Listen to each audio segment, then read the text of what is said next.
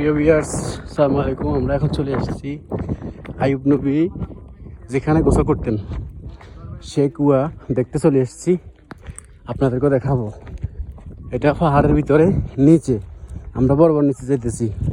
প্রায় 5-7 মিনিট আমাদের হাঁটা হয়ে গেছে নিচের দিকে। দেখেন এই যে উপরের দিকে আসতেছে সবাই, নিচের দিকে যাইতেছে। আমরা যাইতেছি, আপনাদেরকে দেখাবো ইনশাআল্লাহ। চলতেছি প্রিয় বন্ধুগণ, আমরা হাঁটতেছি। যাইতে তো সমস্যা নাই, উঠতে কিন্তু অনেক কষ্ট হবে, অনেক নিচে। সবাই যাইতেছে, দেখেন আসতেছি আমার উপর থেকে নিচে যাইতেছে। এখন কুয়াত যাইতেছি, কতক্ষণ লাগে জানি না, ইনশাআল্লাহ আপনাদেরকে দেখাবো। এত বছর যে আইতে পারি না, এখন আইতে পারছি কি হিম্মত আছে দেখতে। কত উপরে আছি আমরা, এখনো অনেক উপরে আছি। সিলেটের কথা মনে পড়ে, সিলেটে এরকম একটু উপরে উঠছে, তবে আমার মনে হয় এত উঁচু পাহাড় সিলেটে নাই। এত উঁচু পাহাড় সিলেটে নাই, বাংলাদেশে নাই। মানে এক একটা পাহাড় দেখেন বন্ধুগণ, এক একটা পাহাড় দেখেন, অবাক করা। মানে আপনি শুধু তাকাইলে ভয় পাইবেন। দেখেন কত নিচা।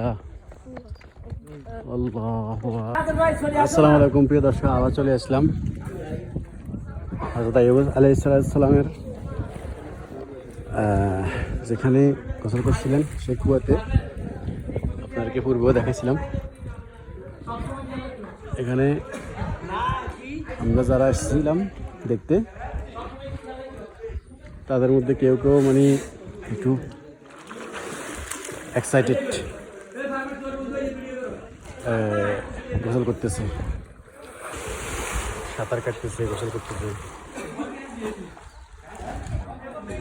কেউ কেউ ওইদিকে অপেক্ষা করতেছে, এনজয় করতেছে। দেন বিসমিল্লাহ।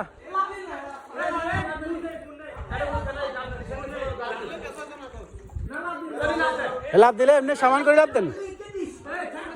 এই মাশাআল্লাহ,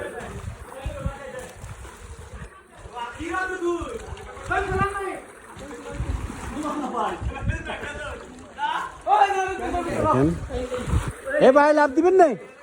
এ ভাই লাভ দিবেন? দেন আসেন। হ্যাঁ ভিডিও চলতেছে অলরেডি। এই সাঁতার কাটেন ভিডিও করি। সাঁতার কাটো বন্ধু, সাঁতার কাটো।